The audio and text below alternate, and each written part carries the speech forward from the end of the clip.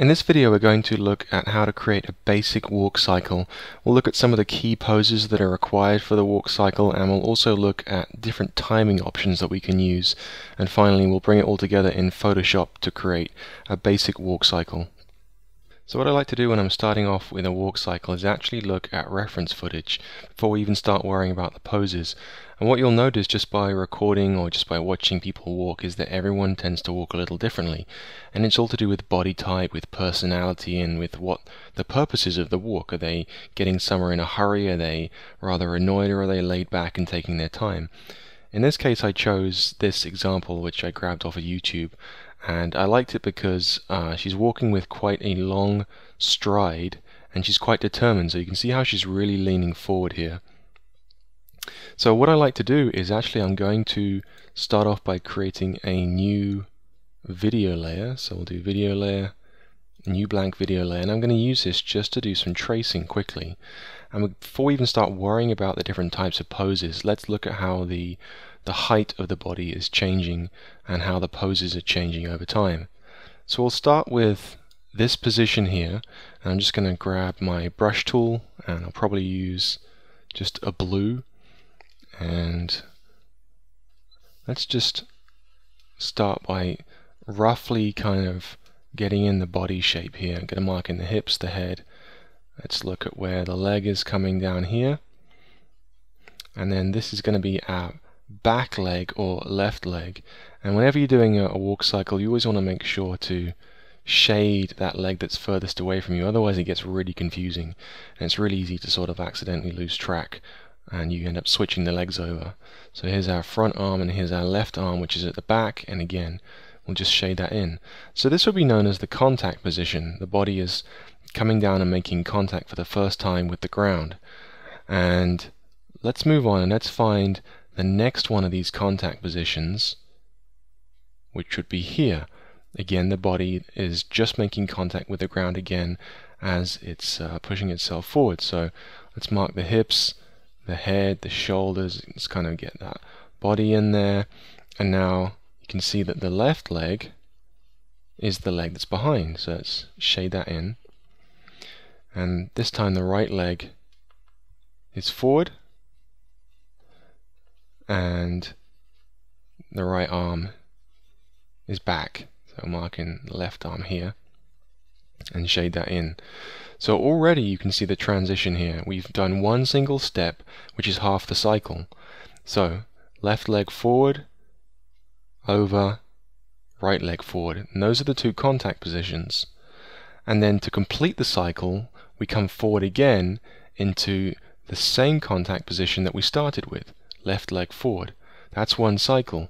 So we'll draw that in. The head is about up here, the body, the hips are here, the arm is back here. This is the left arm, so we're going to shade it in here, and this is the right arm.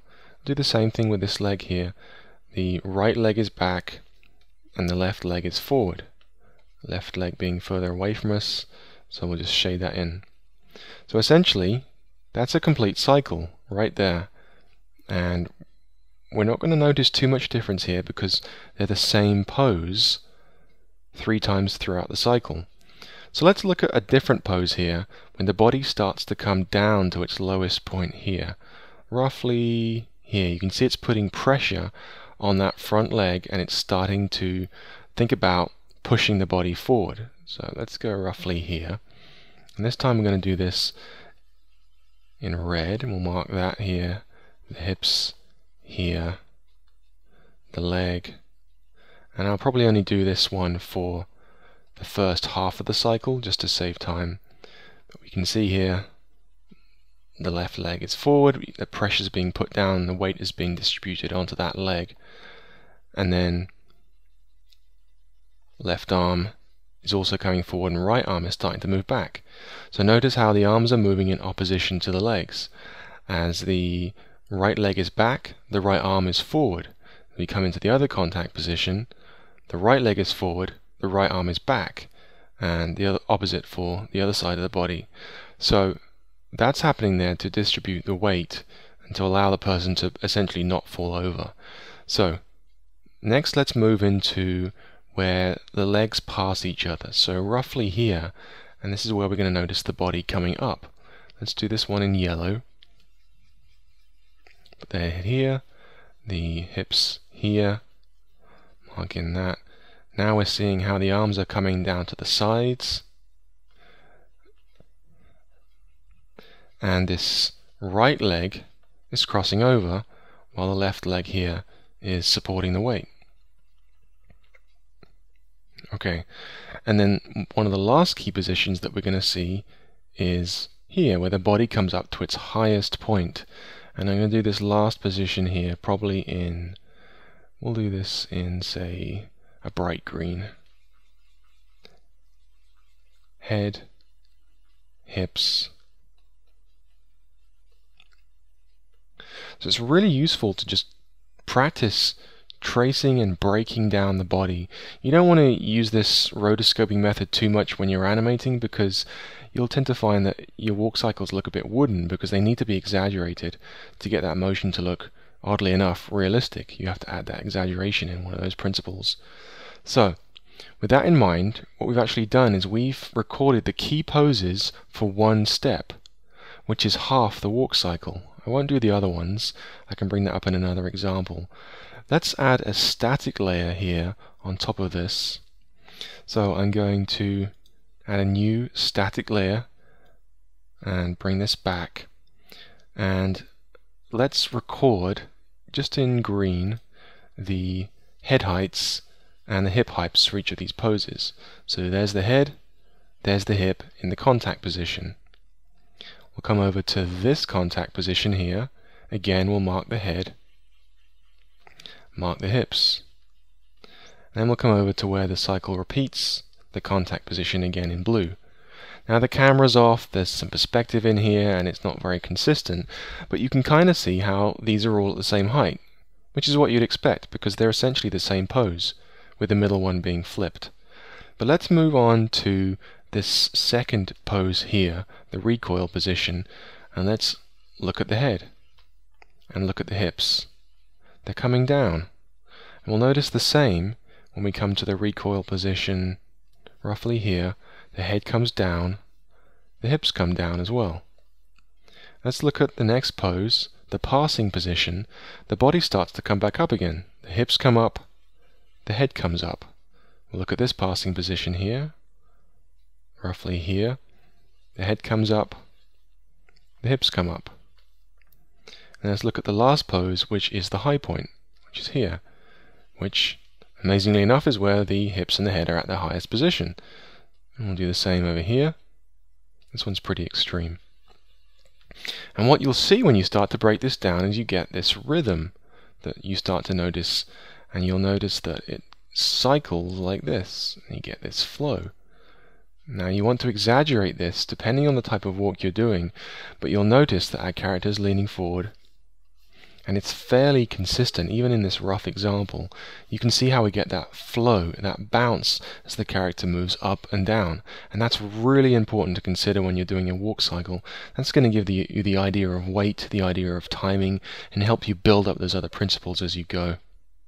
Moving on then, let's actually break down these key poses into something a little bit more substantial. So you can see here that I've actually mapped out half of a walk cycle. So we've got just one step here. We move from contact to contact. And I've drawn in these horizontal lines here so you can actually see how the height of the character differs. And it's fairly easy to see that. Again, this changes according to the type of character, their mood, and how dramatic you want that walk to look. But we start here with the contact position, in this case contact right. Right foot forward, left foot back. We move to the recoil position. The body starts to essentially fall over. Every time you walk, you're falling over and you're catching yourself with your leg. So this is where the body is falling and it's at its lowest point. It's catching itself now on the right foot, the recoil position, and the left foot is sort of giving up and getting ready to leave the ground. This is where the arms are going to be at their widest point. Remember that in this case, the right leg forward means the right arm is back. Then we move to the passing position where the body is essentially starting to propel itself forward. It's putting its weight on the right leg now, and the left leg is really just passing. We're not at quite the highest point, but we're much higher than we are in a standard contact position. And then finally we get to the high point, which is where we reach the highest point of the walk. We're pushing off from that foot, which is now moved to the back. We're pushing off, the arms are starting to come back in the other direction, and the next leg is getting ready to take a step. And then we come down and produce contact left. And then the whole cycle would repeat, but in the reverse, with the left leg coming forward, the other leg coming forward in the passing position, the arms starting to come back in the other direction. So this is a basic walk cycle, and once you've got this, it's actually possible to create a very crude walk cycle just using these key poses, and that's what I'm going to do in this video. And obviously if you add more in-betweens, you're going to be able to get smoother action, but this is a great starting point when you're learning to do a walk cycle. The other thing that I really need to mention before we actually get started is looking at the opposing actions that you see happening on the body, specifically in the shoulders and in the hips. When the right leg comes forward, the right arm comes back, and the opposite's true for the other side of the body. In addition to that though, the hips are coming forward in the right, back in the left, and the arms or the shoulders up here are moving back in the opposite direction to the hips. You can see that as well from the front angle. You can see that we're getting this tilt happening here. As the right leg moves forward, the hips come down, and opposite to that is the arms, and the shoulders actually tip up there in the right as the arm moves back. So it's important to kind of keep this in mind as you're animating, and try not to keep everything in one spot, especially from the side and front view. Recognize that the spine is curving and that the body is having to essentially keep balancing itself out and prevent itself from falling over, essentially. And it's doing that with all this intricate system of counterbalance all the time. Let's look specifically at the timing of a walk cycle. And remember, everyone walks differently, and accordingly everyone walks at different speeds. So sometimes it's a little tricky at first to figure out what speed, how many frames to animate your walk cycle at. And you can do it through experimenting, but one of the best things I've found to do is essentially look up and research, what the great animators have done in the past, and sort of try and learn some of the defaults that they like to use. And so I'm going to draw out a few specific timelines here that relate to, I would say, 3 major extremes of walk cycle, and then we're going to default to a 4th example for the rest of the tutorial. So if you were to think about perhaps doing a slow step, the best thing to do obviously would be to go out and actually time yourself. How long does it take you to perform each step in varying types of walk? And in a slow step walk, you might be able to do that in, let's say, just over 2 seconds at 24 frames per second. Let's label this slow step. If we were to imagine taking both portions of the complete cycle, the left step, then the right step, we can divide it in half, and we can mark that key point here, which will be 25. So we're keeping this all on odds right now, but if I mark this up, we'd have the contact position here, we'd switch legs here, have a contact position here, and then we'd switch again, and we'd have the original contact position repeated at 49. So in between 2 of these contact positions, you get the passing position. I'm actually going to mark this down as a key as well, so I'm going to mark this as 13. It's going to be my extreme. The passing position is going to be slightly higher than the contact position, so we'll mark that here. And obviously in between these 2 contact positions we're going to get a passing position also. So passing, and this would be 37. Breaking this down even further then, we can then look at the pose that you get between the contact and the passing point, and you're going to get the recoil position. And so we'd mark that off at a key of 7. I'm going to do all these as keys because they're specific key points of the walk cycle. We can do the same thing for the other step. We can mark between here, halfway between this will be 31, Again, this would be our recoil position, the body's catching itself. So the last position we need to look at then is between the passing and the contact position here, which would be the high point. So we're going to mark that here with an H. That's our high point, and I'm going to put that in the middle again at 19. Did the same thing this side, high point, and I'll put that at 43. This then gives you the idea of how your walk cycle is oscillating like this, and it gives you the key poses and how you would divide those up amongst 2 seconds worth of frames, 1 step per second. So let's move on and look at another one. In this case, let's do something that's a little bit faster. Let's do a strolling walk. So I'm going to mark off another timeline here, just holding down Shift and using my brush tool, and we'll start at frame 1 here, and I'm going to go to 33 frames. So you can see it's happening a little bit faster, and this I would call a strolling walk. So we can do exactly the same thing. We break it down into the key poses. We look at the halfway point, which would give us our other contact position here, with our 2 contacts at the beginning and at the end, and then we could put this at key or extreme 17. Between these two, we'd have our passing positions here. So let's mark those off here. P, P, and this would be 9, and this would be 25. And then lastly, we'd come to our recoil and high point. So let's mark those guys off here. The recoil is where we come down, and the high point is where we come up. And these would be at 13, 5 for this guy, 21, and 29. You can see we've done exactly the same thing. Again, we want to be sure to get in all of those key poses just over a different duration. We're changing up the spacing here. So let's look at another one. This time let's go a little bit extreme, not the most extreme. There's obviously, faster walks you can do, but this time I'm going to do to 17 frames. And you'll find this documented all over. There are lots of great books on this and how to break this down. But what I like to do is just sort of experiment when I'm starting out. It's trying to figure out the best sort of timing for this. So between 1 and 17 we'd have, again, 3 contact positions. We'd have our passing position. We'd have our recoil. We'd have our high point. Okay.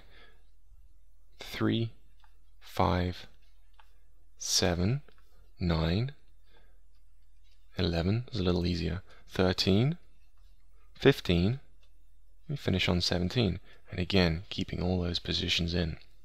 So this would give us more of a slow run actually than a walk. So let's put slow run. It's going to be pretty fast. So for this particular example that we're going to do in this video, I'm going to try and do what a standard walk, which is more of a brisk walk, not too fast, not too slow. So let's do this last one here, and we'll call this one a brisk walk. This one's a little different.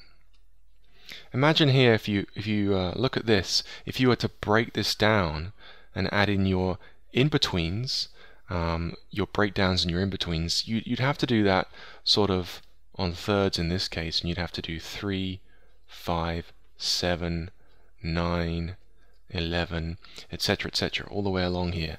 And here, you'd space them out differently. You'd have some nice breakdowns here. You'd have 3, 5 as your extreme, 7, etc., go all the way down.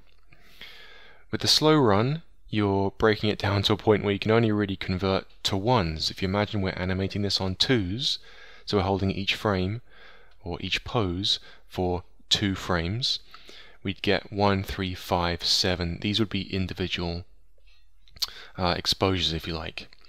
So the only way to break this down even more would be to switch to ones and do every single frame. With a brisk walk, we're doing between 1 and 25 to get 2 steps or a complete cycle in 1 second. So if you divide that down here, in half. That's going to be 13. Now think about that. If you divide that in half again, these will be our contact, contact, contact. You would get 7 and you would get 19 as your passing positions. So what happens here though? Because you can't keep everything on odds if you want to break it down evenly. And the answer is, we're actually going to switch to evens here. So we would actually put our recoil position here at 4. It's going to be halfway between 1 and 7. 1, 2, 3, 4, 5, 6, 7. Do the same thing this side here. This guy would be at 13, 14, 15, 16. So again, we're switching to evens. And then if we come to the high point here, we would do this guy at 7, 8, 9, 10, again on evens. High point 19, 20, 21, 22. And so this would be our recoil down here. So same concept, you just have to be very aware of how you're breaking it down and how you're distributing your frames. You could later come in and you could switch this over to ones and you could put in some in-betweens here. You could put 2, 3, 5, 6, etc. and get a smoother animation. So be very cautious about your timing. These timing diagrams are well worth the effort it takes to quickly draw them up and consider how your walk should be, especially when you're doing pose-to-pose animation.